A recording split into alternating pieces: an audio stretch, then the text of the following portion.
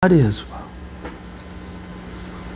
So we are totally free from a lot of things in this world.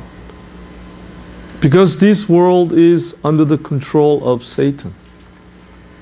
So everything tempts us. Because still we have flesh desires. So how can we live in freedom like Apostle Paul?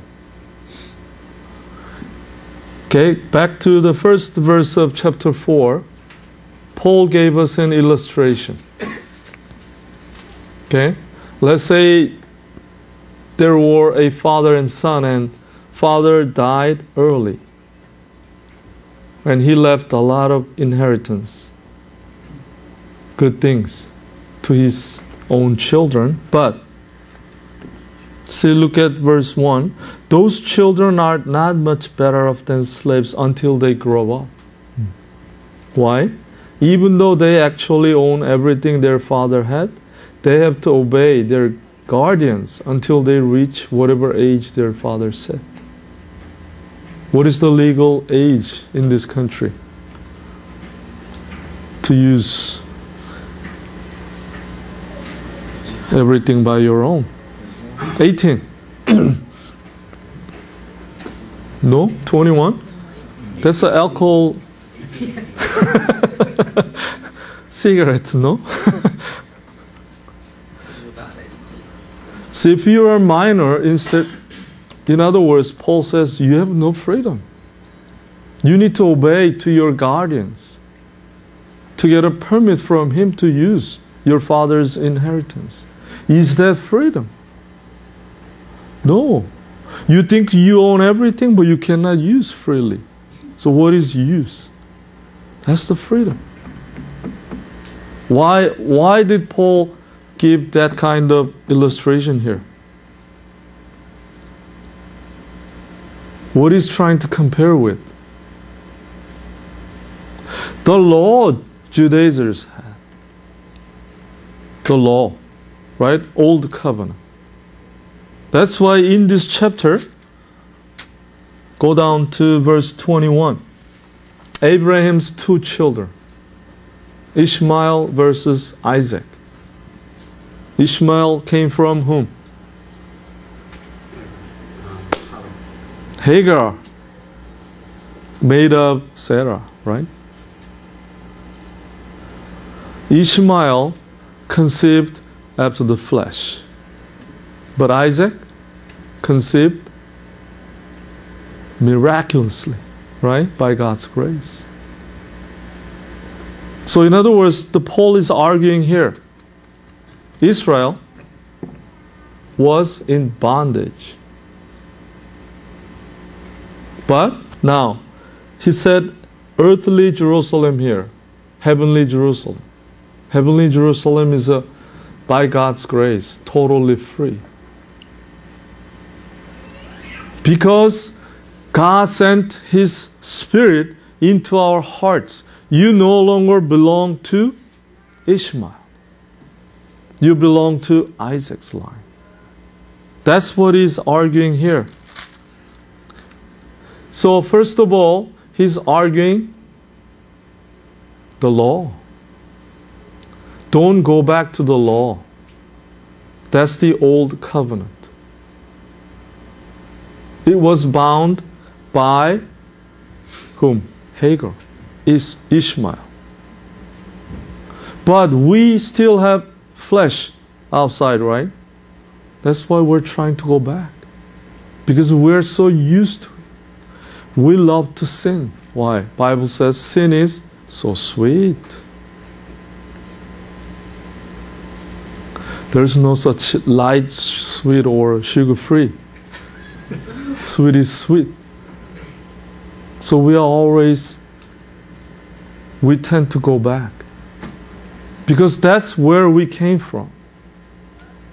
So he's arguing here. Now, you guys received Jesus, right? As your own saviors. We are totally in now new covenant. You don't have to belong to old covenant, which is Ishmael. That's the one he illustrated here in this chapter. He was conceived after the flesh. But look at Isaac. He was conceived by God's grace and God's promise. So through Isaac's line, Jesus came, the Messiah that I prophesied, that I promised. So when we come into the New Testament, his promise was fulfilled because Jesus was born. And then he's saying, why you guys want to go back to the old law? What is old law? He gave an illustration at the beginning. It's like you're minor. Even though you think you have everything, you own everything in this world, but you still need a permission from someone to use it. That's a bondage. But in spiritually, we don't ask something in this world because we have a flesh outside. We don't have to ask. When we decide to go back, then that's it. They allow us to come in, to do the things what we used to do. So we can find pleasure. We can find sweetness there. But in consequence, what is it? We have Holy Spirit in our hearts. So it conflicts. You shouldn't have done this. That's why later on we regret. I shouldn't have done that. I should have gone to that places.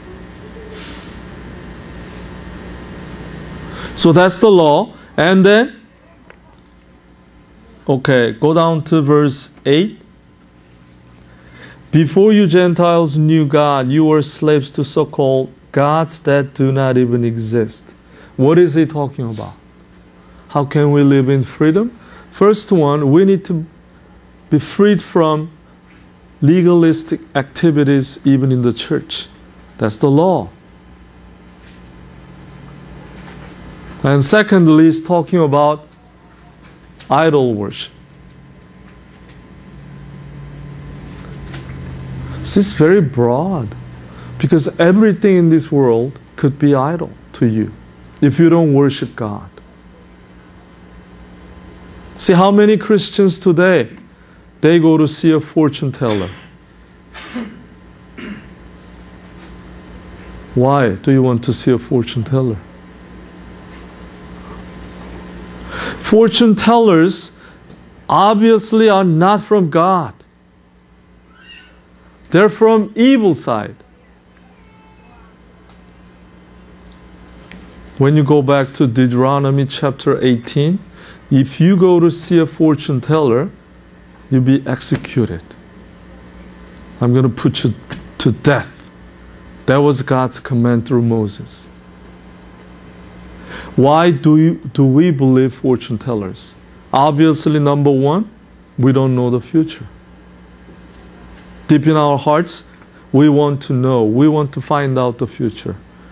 What will be happening to my life? But what does God say in the Bible? What does He say? I just mentioned you. If you go and... So, idols. Whatever we put our time too much on that object, it is going to be our idols. Idol doesn't mean it's made out of wood or steel or copper, whatever. And today, whatever you put too much time on that and spend with it, it is going to be your idol.